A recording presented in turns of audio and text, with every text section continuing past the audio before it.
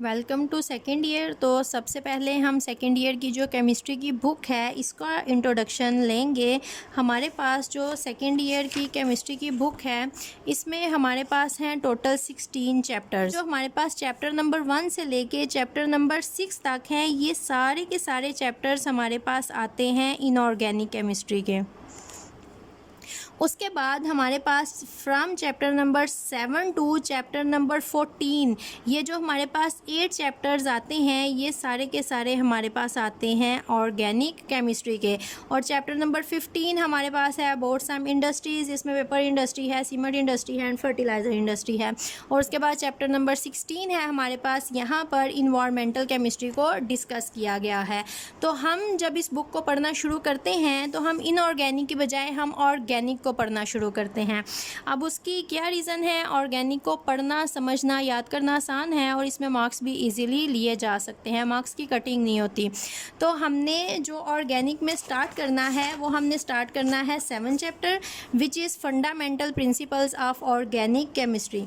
अब अगर इस चैप्टर को हम ओपन करें तो this is fundamental principles of organic chemistry, जिसमें हमारे पास इंट्रोडक्शन है। उसके बाद हमारे पास आ जाते हैं some features of organic compounds और थर्ड टॉपिक हमारे पास आ जाते हैं सोर्सेज ऑफ ऑर्गेनिक कंपाउंड्स। और ये जो 3 टॉपिक हैं ये हमने स्टडी करने हैं। फर्स्ट लेक्चर में इंट्रोडक्शन को स्टडी करेंगे, फीचर्स को स्टडी करेंगे और सोर्सेज को स्टडी करेंगे। तो उनके लिए सबसे पहले मैंने क्या किया है, ये जो 3 टॉपिक्स हमने स्टडी करने हैं इनमें से जो हमारे पास क्वेश्चंस बनते हैं वो सारे के सारे क्वेश्चंस मैंने नोट कर लिए हैं। और जब हम इन क्वेश्चंस को सॉल्व करेंगे तो हमारे ये सारे टॉपिक्स इसमें कवर हो जाएंगे।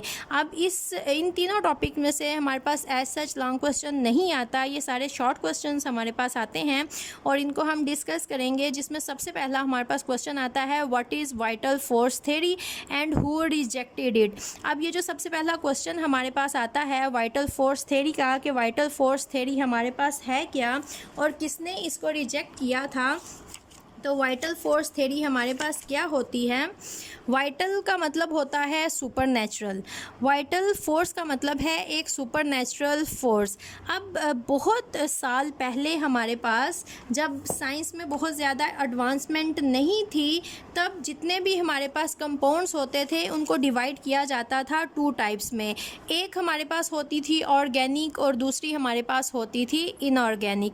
अब साइंटिस्ट ये बिलीव करते थे कि वो सारे कंपाउंड्स जिनका सोर्स हमारे पास लाइफ है, मतलब कि लिविंग ऑर्गेनिजम्स या लिविंग ऑब्जेक्ट्स हैं, वो सारे के सारे कंपाउंड्स जो लिविंग बॉडीज़ से हमें मिलते हैं उनको कहा जाता है ऑर्गेनिक कंपाउंड्स। और वो सारे कंपाउंड्स जिनका सोर्स हमारे पास नॉन लिविंग ऑब्जेक्ट्स हैं वो हमारे पास आ जाते हैं इनऑर्गेनिक कंपाउंड। ये इसलिए कहा जाता था क्योंकि बहुत साल पहले तक साइंटिस्ट लैब में ऑर्गेनिक कंपाउंड्स को नहीं बना सके थे, खुद नहीं बना सकते थे, सिर्फ लिविंग पार्टिकल से उनको ले सकते थे। ऑर्गेनिक कंपाउंड्स में हमारे पास आते हैं कार्बोहाइड्रेट्स, प्रोटीन्स, लिपिड्स, ये वो सारे मॉलिक्यूल्स हैं जो कि लिविंग पार्टिकल्स के अंदर प्रेजेंट होते हैं, जिनको बायोपॉलीमर्स कहा जाता है, which are related to life. तो साइंटिस्ट कहते थे कि एक वाइटल फोर्स चाहिए, एक सुपर नेचुरल फोर्स चाहिए जो कि इन ऑर्गेनिक कंपाउंड्स को बना सकती है, लैब में इन्हें खुद से प्रिपेयर नहीं किया जा सकता। तो ये जो सारी सोच थी इसको कहा जाता है वाइटल फोर्स थ्योरी। और जिसको रिजेक्ट किया था सबसे पहले फ्रेडरिक वुलर ने, जिसने क्या किया था, उसने बनाया था यूरिया। यूरिया किस तरह से बनाया था? इसने यूरिया को अमोनियम सायानेट से प्रिपेयर किया था और वो इसने इस तरह किया था NH4Cl प्लस KCNO।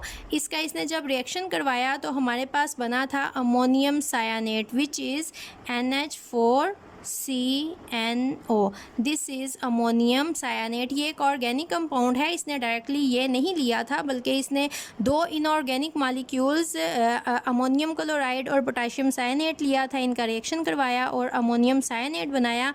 फिर ये जो अमोनियम सायानेट है इस मॉलिक्यूल से इसने बनाया था urea which is NH2 twice CO, जिसको आप ओपन करके इस तरह से भी लिख सकते हो NH2 C double bond O NH2, या फिर इस तरह से भी लिख सकते हो दिस इज़ यूरिया। सबसे पहले लैब में फ्रेडरिक वुलर ने यूरिया मालिक्यूल, जो कि एक प्योरली ऑर्गेनिक कंपाउंड है which can be obtained from the urine of mammals, इसने क्या किया था, अमोनियम साइनेट लिया था फ्रॉम यूरिन ऑफ मैमल्स और उसको रीअरेंज करके वहाँ से यूरिया बनाया था, और वाइटल फोर्स थ्योरी को रिजेक्ट कर दिया था क्योंकि इसने लैब में एक ऑर्गेनिक मॉलिक्यूल प्रिपेयर किया था। तो आपका फर्स्ट क्वेश्चन जो कि है what is vital force theory and who rejected it, इसका आंसर आपके पास ये आएगा। ये इन्होंने वाइटल फोर्स थ्योरी की यहाँ पर डेफिनेशन दी हुई है जो कि स्टार्ट होती है यहाँ से, the early chemist never succeed in synthesising organic compounds and their failure lead them to believe that organic compound could be manufactured only by and within living things and this compound could never be synthesised from organic material. This is vital force theory, जिसको reject किया था Frederick Wular ने, और साथ में आपने देनी है इक्वेशन। तो ये आपका हो जाएगा एक शॉर्ट क्वेश्चन। ये आपका फर्स्ट शॉर्ट क्वेश्चन आ गया।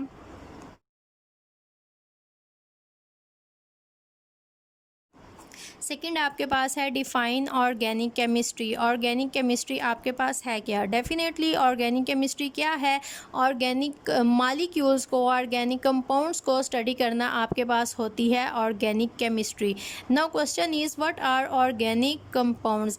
जब यूरिया को प्रिपेयर किया लैब में तो उसके बाद साइंटिस्ट ने बहुत ज़्यादा मॉलिक्यूल्स लैब में प्रिपेयर करना शुरू कर दिए, और उन्होंने एक चीज़ नोट की, जितने भी ऑर्गेनिक कंपाउंड्स वो लैब में प्रिपेयर कर रहे थे या नेचुरली जितने भी ऑर्गेनिक मॉलिक्यूल्स पाए जाते हैं, उन सब में जो चीज़ कॉमन होती है डैट इज़ कार्बन।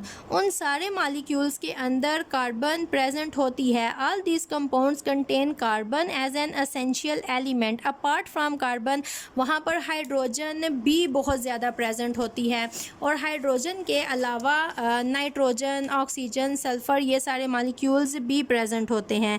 यहाँ से आपका आंसर स्टार्ट होगा कि जितने भी ऑर्गेनिक कंपाउंड्स बनाए जा रहे थे उस टाइम पे, उन सब के अंदर कार्बन ज़रूर प्रेजेंट थी, और कार्बन के साथ हाइड्रोजन भी थी, और हाइड्रोजन और कार्बन के अलावा नाइट्रोजन, ऑक्सीजन, सारे एटम भी थोड़ी थोड़ी अमाउंट में प्रेजेंट थे। तब साइंटिस्ट ने ये कहा कि वो सारे मॉलिक्यूल्स जिनमें होगी कार्बन और हाइड्रोजन, जिनको कंबाइनली कहा जाता है हाइड्रोकार्बन्स, वो सारे मॉलिक्यूल्स जिनमें हाइड्रोकार्बन्स हैं या फिर उनके डेरिवेटिव्स हैं, वो सारे के सारे मॉलिक्यूल्स कलेक्टिवली कहे जाते हैं ऑर्गेनिक कंपाउंड्स। अब हाइड्रोकार्बन मतलब मैं यहाँ पर एक लिखती हूँ हाइड्रोकार्बन, डैट इज़ CH4। ये हमारे पास एक हाइड्रोकार्बन है, इसमें हाइड्रोजन भी है और इसमें कार्बन भी है, इसको हम कह देते हैं हाइड्रोकार्बन। अब डेरिवेटिव हमारे पास क्या है?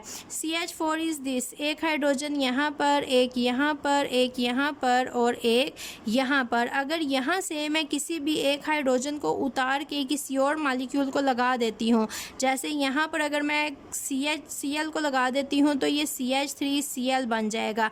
That is a derivative of this molecule. तो ऑर्गेनिक केमिस्ट्री में सारे ऑर्गेनिक कंपाउंड स्टडी किए जाते हैं, और ऑर्गेनिक कंपाउंड्स क्या हैं? हाइड्रोकार्बन्स हैं या फिर उनके डेरिवेटिव्स हैं। तो ये आपके शॉर्ट क्वेश्चन का आंसर हो जाएगा, जो कि यहाँ पर आपके पास आता है। Organic chemistry is that branch of chemistry which deals with the study of compounds of carbon and hydrogen, means hydrocarbons and their derivatives. ये आपके पास हो गया आपका सेकेंड शॉर्ट क्वेश्चन। अब थर्ड जो आपके पास शॉर्ट क्वेश्चन आता है, that is enlist some important features of organic compounds. Features मतलब आपके पास आ जाती हैं प्रॉपर्टीज़। ऑर्गेनिक कंपाउंड्स की कुछ प्रॉपर्टीज़ बताएं। तो ऑर्गेनिक कंपाउंड्स की कुछ प्रॉपर्टीज़ यहाँ पर उन्होंने बताई हैं। अगर आपके पास ये शॉर्ट क्वेश्चन आएगा तो आप सिर्फ इनके नेम लिखोगे प्रॉपर्टीज़ के, और पहली प्रॉपर्टी आपके पास आती है peculiar nature of carbon. Simply आप कह सकते हो सारे के सारे ऑर्गेनिक कंपाउंड्स में कार्बन प्रेजेंट होती है, ये उनकी पहली प्रॉपर्टी है। सेकंड आपके पास आता है non ionic character of organic compounds. अब जितने आपके पास इनऑर्गेनिक कंपाउंड्स होते हैं वहाँ पर प्रेजेंट होते हैं आयोनिक बॉन्ड्स, वहाँ पर प्रेजेंट होते हैं केटाइंस एंड एनाइंस। लेकिन जो आपके पास ऑर्गेनिक कंपाउंड्स हैं टोटली होते हैं नॉन पोलर, वहाँ पर प्रेजेंट होते हैं कोवेलेंट बॉन्ड।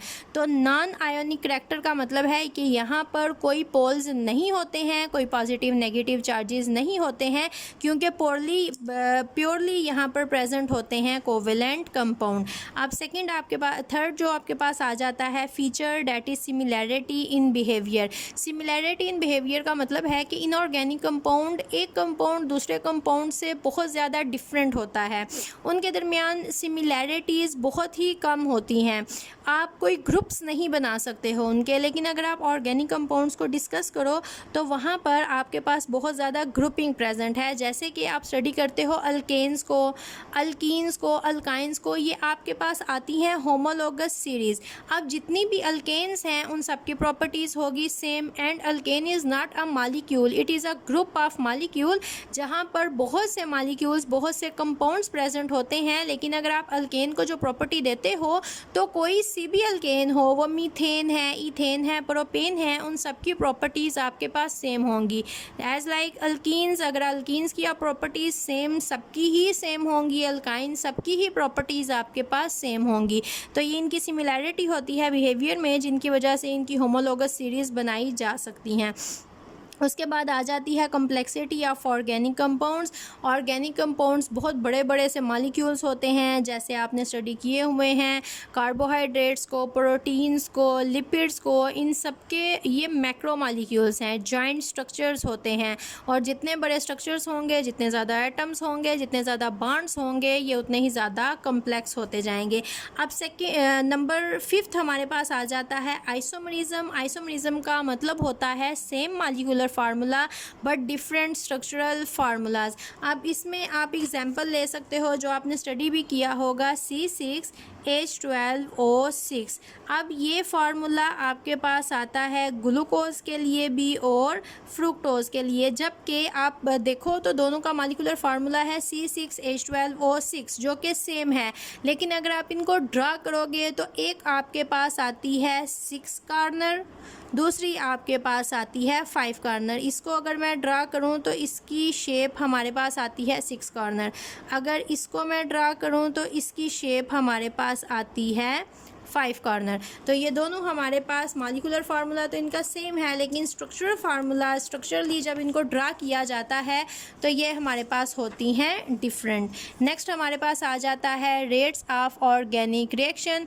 अब हमारे पास जो इनऑर्गेनिक मॉलिक्यूल्स होते हैं वहाँ पर केटाइन एनाइन होते हैं जो कि पोल्स रखते हैं और बहुत ही फास्ट एक दूसरे के साथ रिएक्शन करते हैं।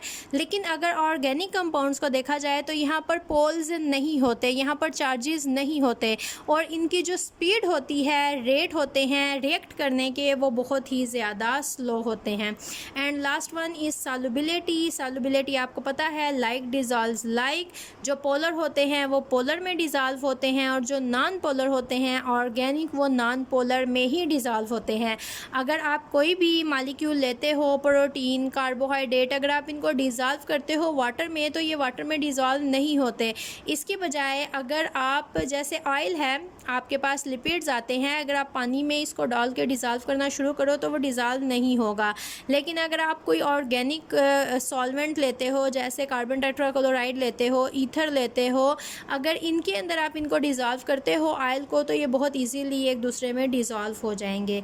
ये हमारे पास आ जाते हैं सम इम्पॉर्टेंट फीचर्स। ये 3 शॉर्ट क्वेश्चंस हैं जो हमने सॉल्व किए। पहला था what is vital force theory and who rejected it, second is define organic chemistry, and third is enlist some important features of organic compounds, जिनमें आपने सिर्फ इनके नेम्स को डिस्कस करना है।